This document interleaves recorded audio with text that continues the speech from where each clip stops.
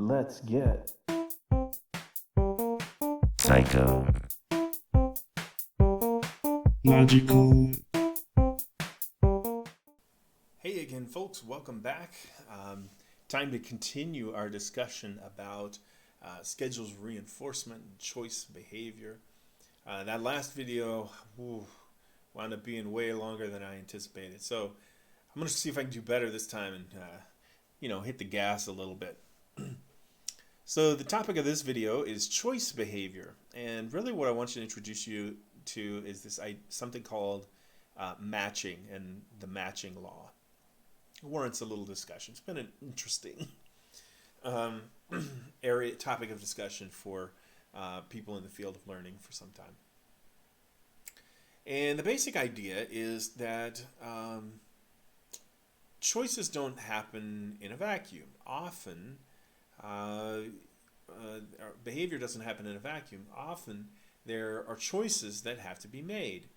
So, what are you going to spend your time doing tomorrow? Well, there are a number of things you could do, some of which might be more productive than others, some of which might be more reinforcing than others. And the question is, how much time should you spend studying versus how much time should you spend maybe working versus how much time should you spend doing self-care versus whatever else you've got to do?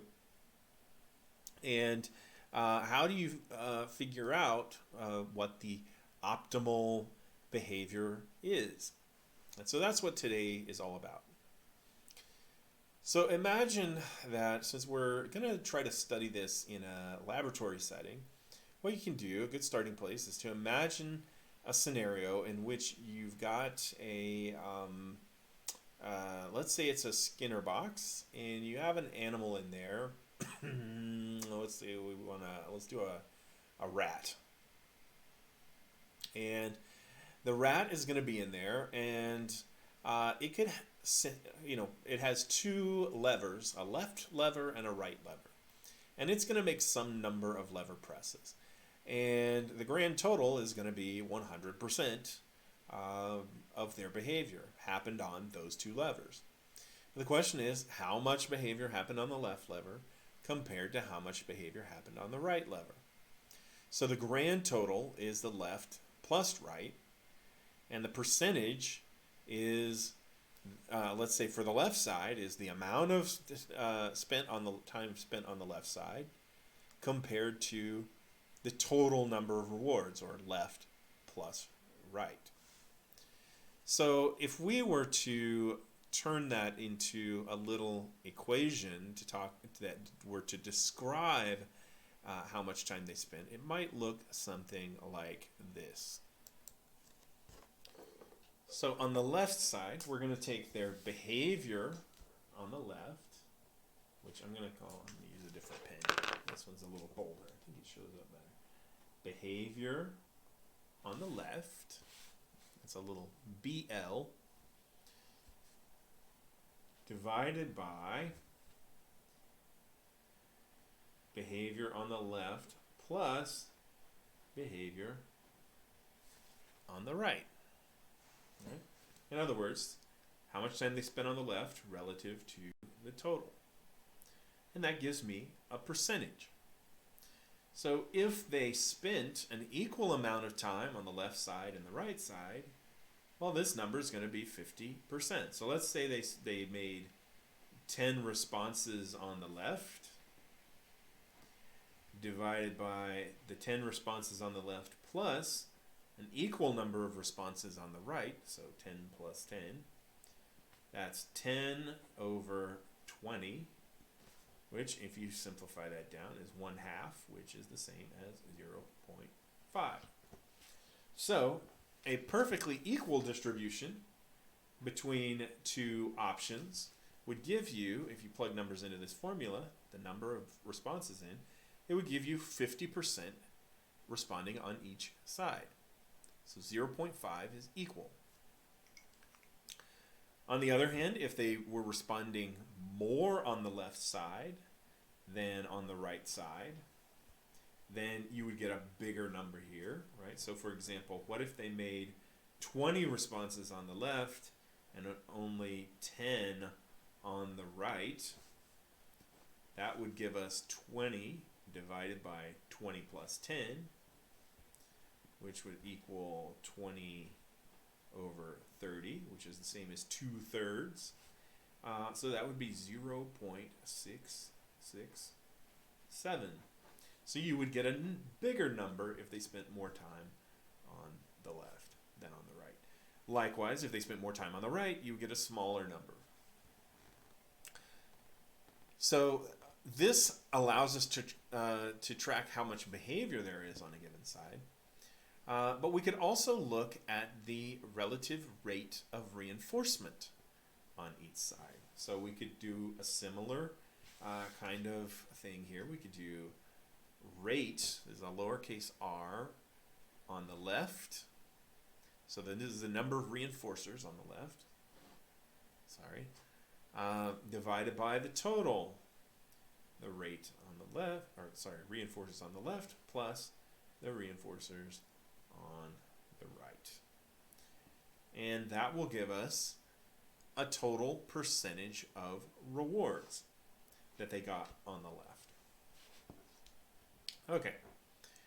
Now, that seems pretty simple enough, but what can we do with that? Well, this is where someone named Herrnstein comes into the picture, 1961, and coins the so-called matching law. Now, as a reminder, in science, laws are descriptions of something that happens, and theories are explanations of what's happening. And so the matching law describes the observation that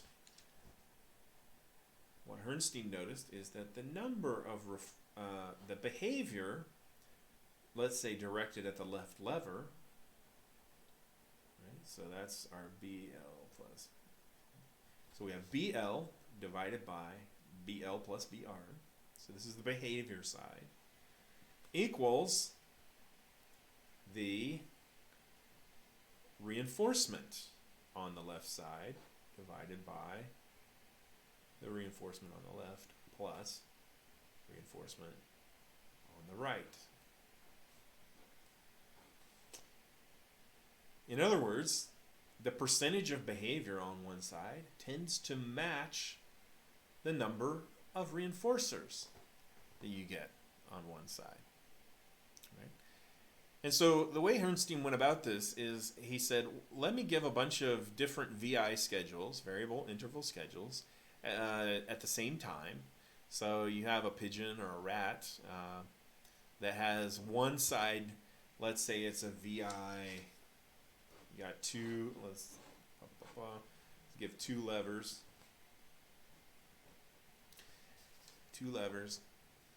And the left lever is going to be the rich side, and it's going to be a VI 30 seconds. And the lean side is going to be a VI 90 seconds. So they're getting fewer rewards over here in general. So on one side they get a reward every 30 seconds, half a minute. On the other side they get it every minute and a half. So 3 times as many rewards on the left side as the right side. Right? So how do you think they allocate their behavior? Well, guess what? They're going to spend 3 times as much time on this side relative to this side. And this phenomenon where the animals allocate their behavior to match the percentage of rewards they receive on that schedule became known as the matching law. Okay, so what? So if you're like me, you're not super impressed by the matching law, just as it is, and so why would we care about this? Well, For one, it suggests that instrumental behavior doesn't happen in a vacuum. The response rate directed at a particular option is impacted by all the other schedules of reinforcement happening around it. Okay? Now, this idea has broad implications. So, for example, how quickly you respond to an email might depend on whether you have other emails that take priority, or maybe you have a paper due, or something like that. Interestingly, data suggests that whether or not a teenager does drugs may depend on other sources of reinforcement. For example, do they play an instrument? Are they involved in sports or martial arts or things like that? Turns out activities like that, alternative forms of reinforcement, can reduce the risk of problem behavior in adolescence. And this is exactly what the matching law would predict. So, if you want to reduce behavior in one situation, one thing you might do is, instead of manipulating the reinforcement or rewards or punishers in that situation, just give an alternative schedule that's more rewarding, and people will spend most of their time doing that. On the other hand, if you have, if there's nothing else to do, then except for maybe self-destructive behaviors, then, well, guess what people are going to spend their time doing? Because they're going to get some reward from that. Okay, so let's talk about a couple of ideas associated with the matching law. This should be fairly quick. Sometimes there are deviations from matching, and we have some words to describe them. Ooh, I like writing this, deviations. From matching. First idea is what we call undermatching.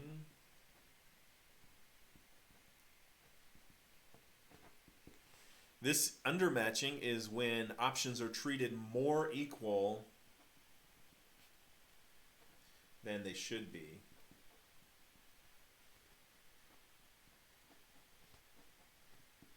So that would be, for example, if in our previous example where we had three times more rewards on the left lever and the right lever than the right lever, but the animal spent roughly equal amounts of time, or maybe just a slight preference for the left lever. Well, that would be what we call undermatching. Let's see. Alternatively, overmatching is sort of the opposite,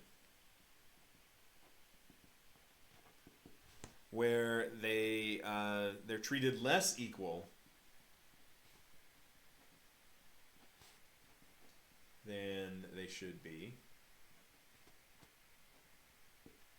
So this is where the animal gets 3 times as many rewards on the left side compared to the right side, but they spend almost all of their time on the left side, and they really don't venture over here very often, even though they're getting rewarded over here a fair bit.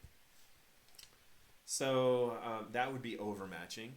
And then another idea that you have to be careful of in these experiments is something called response bias.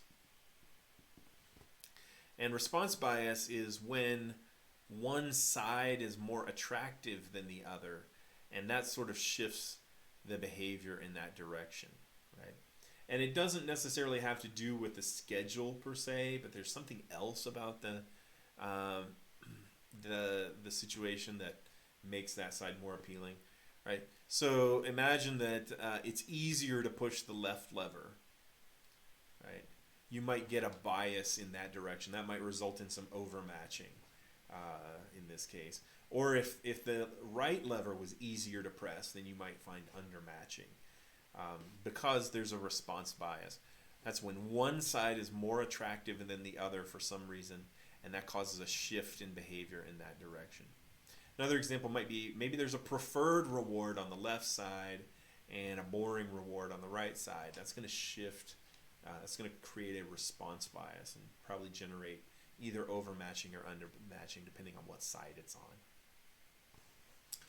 And then the last idea here is something called, that we want to say, matching.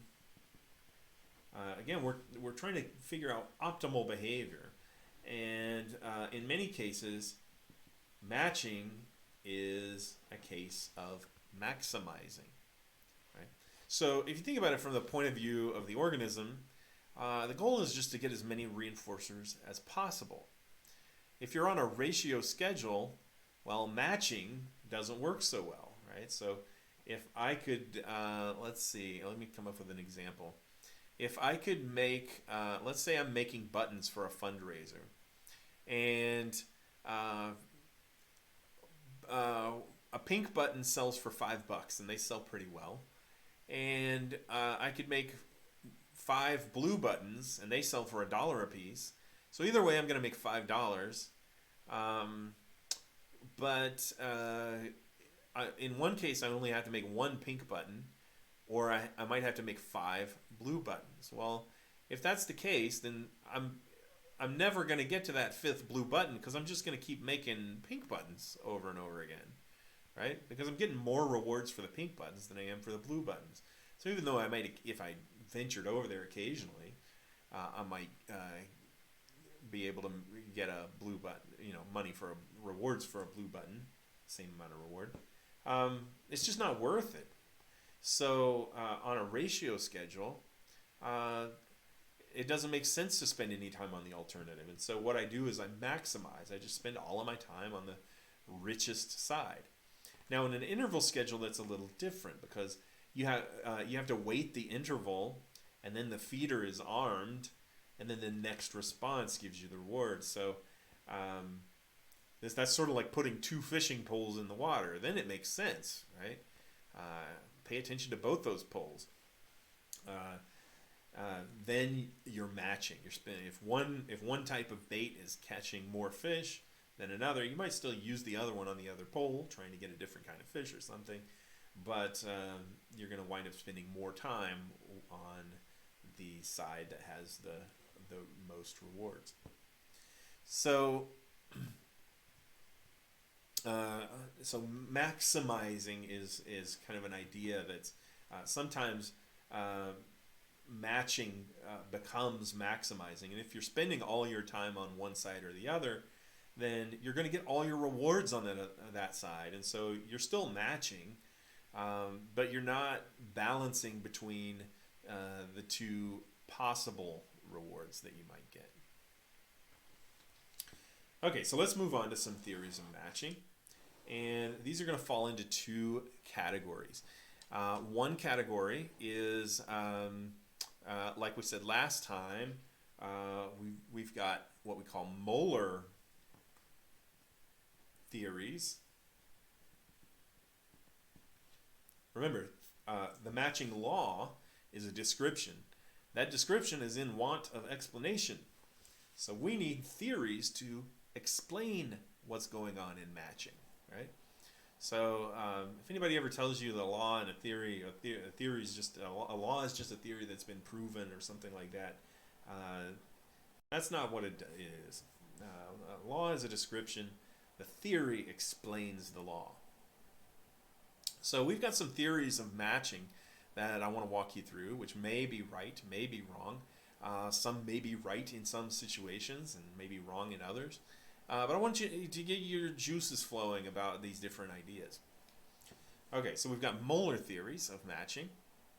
And the molar theories of matching, they tend to focus on the average rates of responding and reinforcement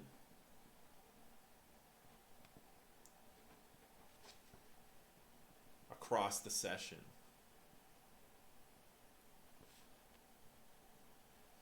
So they take into account the full session, and they say, well, how many rewards did you get on the left, and how many rewards did you get on the right, and how much time did you spend on the left, and how much time did you spend on the right in the big picture. And molar theories of matching try to look at the entire session as a whole. However, molecular theories of matching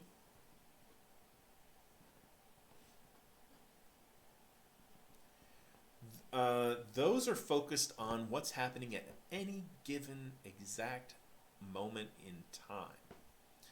So which option is more likely to result in reinforcement right now?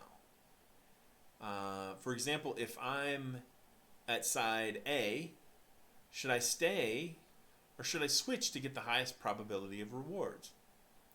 And then the same is true for B. If I'm at B, should I stay there or should I switch to get the highest probability of rewards? Think about in lanes of traffic, right? You ever been stuck in lanes of traffic and one side's moving and the slowly, but the other side seems to have come to a standstill, right? One way to look at it is overall, does changing lanes a lot result in more getting you there faster, right? Or maybe a molecular theory might say, okay, at a given moment, you're looking at your lane and you're looking at the next lane, and you're going, which one do I think is moving better? And so you try and switch. Right? You have to decide: am I going to stay? Am I going to switch? Right? So that'd be a molecular theory, focusing on the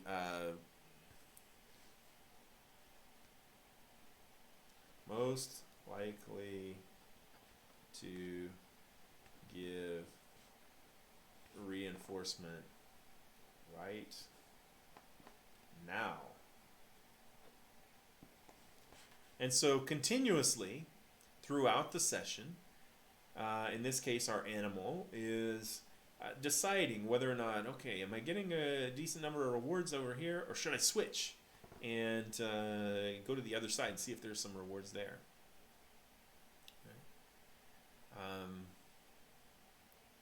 Yeah.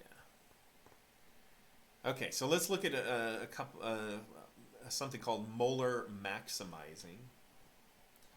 So this is a molar theory of matching. By the way, I tend to be a fan of the molecular theories. They just make more sense to me. They sit better with me. I don't know why. But other people might be drawn to the molar ideas. So molar maximizing, again, this is sort of like if we had two fixed ratio schedules. If I can get by making those pink buttons, making one pink button, I can get $5, or I can get $5 by making 5 blue buttons, right? What am I going to spend all my time doing? Well, I'm not going to bother with the blue buttons at all, because why would I make 5 of something to get the same money that I can get 1 of something? I can make 1 of something, even if it's a little harder to make. I'm going to spend all my time making on the pink buttons. Over the long run, making pink buttons tends to get me the most money. And so even though at the beginning I might be thinking, oh, I'll make some pink ones, I'll make some blue ones, pretty soon throughout the day I realize, well, the blue ones are not selling as well. We've had to discount them. Now they're selling pretty good, but I have to make 5 of them to get $5, whereas I can make 1 pink one and make the same money. So I'm going to just make pink ones from now on. You might think of other situations in which you have you start off with a lot of options, and then pretty soon you sort of say, well, I'm wasting my time on these other options. Maybe I should just focus on this one target, right? In those cases, you're probably engaging in molar maximizing. Okay? Over the long run, you just stick only with the option that's paying off the most. And then there's another option that's sort of a blend of both, and it's called melioration. Melioration. Right? What a heck of a word. And this is an in-between option. So this is where this is an interesting idea, and I kind of like it. It kind of blends molar and molecular theories together, and it focuses on local rates, what we call local rates. And the local rate of reinforcement is when you switch to a particular option, it looks at how much behavior you're doing, how many responses you make versus the time on that option. Right? So that's the local rate.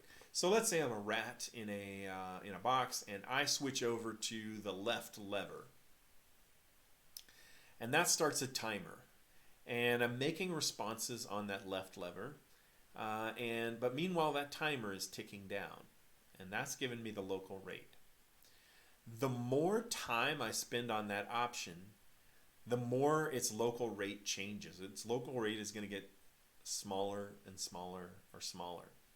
If you spend too much time in that one spot, the local rate is going to be going down. So you're going to switch, right? Imagine a honeybee. I like honeybees. So imagine a honeybee going out and getting flowers, and it goes and it forages in this one patch of flowers. Well, eventually, if it's foraging in one patch of flowers, that patch of flowers is going to be depleted. And it's not going to replenish for some time. So what should it do? Should it keep foraging in the place where the food's not paying off anymore? No, it should switch, find a new patch, forage on that for a while, then go back to the other patch once it's replenished.